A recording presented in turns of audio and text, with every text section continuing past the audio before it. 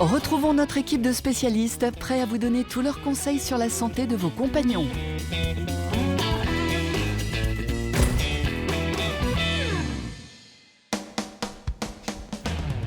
Notre patiente du jour, Layla, une petite chatte de 3 ans et demi qui souffre de problèmes respiratoires depuis quelques mois. Ça fait quelques temps, elle n'arrête pas de tousser. Au début, on a pensé que ça pouvait tousser, les poils dans la gorge et tout. Ouais, ouais. Et ces crises arrivent tous les jours, plusieurs fois par jour. En ce moment, c'est tous les jours. En ce moment, c'est tous les jours, elle fait ça. Donc c'est tout. Elle essaye de recracher quelque chose et puis après, ça va mieux. J'avais essayé de filmer un petit peu pour vous montrer Ouais. si ça vous intéresse.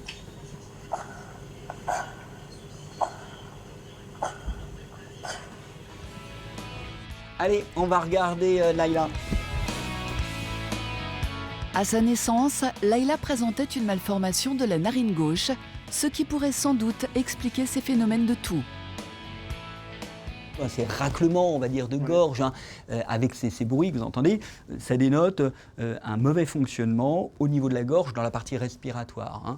Il y a peut-être une malformation au départ, plus importante, plus étalée, qui fait que la ventilation se fait mal de ce côté-là et que donc on a un encombrement au fond de la gorge et que le chat, il essaye tout simplement de se soulager, de se débarrasser de ça. À tout à l'heure.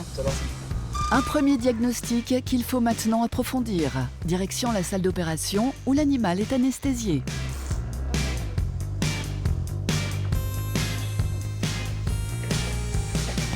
Le docteur réalise ensuite une première exploration du larynx.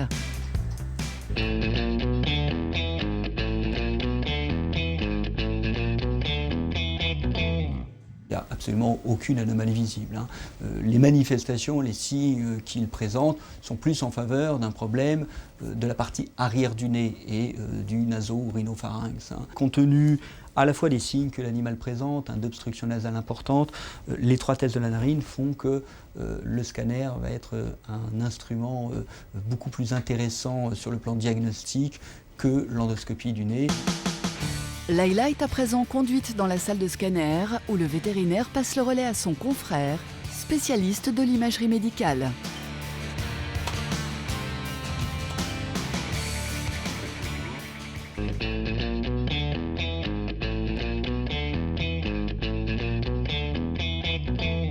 Ce qu'on observe aujourd'hui, c'est que la partie gauche du nez est obstruée par ces espaces de taches que vous voyez là. Ces taches, en fait, sont des amas de pus ou de tissus morts qui empêchent l'air de passer. Associé à ça, on a une destruction des structures de l'intérieur du nez, et ce qui montre que cette infection, elle est ancienne, elle est chronique.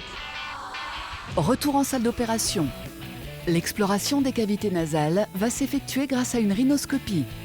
Une technique indolore pour la petite chatte, toujours sous anesthésie. On peut penser que l'étroitesse de la narine, en modifiant, en perturbant la circulation de l'air, a permis aux bactéries normalement présentes dans le nez, présentes dans l'air, de provoquer une infection. Reste maintenant à prélever les tissus atteints. Leur analyse en laboratoire permettra de connaître l'origine de cette infection, sans doute bactérienne, qu'il faudra alors traiter avec des antibiotiques. Alors à titre préventif, il n'y a pas de mesures particulières à prendre. Le nez comme le nôtre, il fonctionne, c'est la première cavité de l'appareil respiratoire qui est en relation avec le monde extérieur. Le chat présente fréquemment des atteintes respiratoires supérieures et on a des chats qui sortent et qui évidemment ont multiples contacts avec les congénères, qui ont vécu éventuellement dans un refuge, dans une chatterie où on les a recueillis et cette promiscuité favorise la transmission des virus.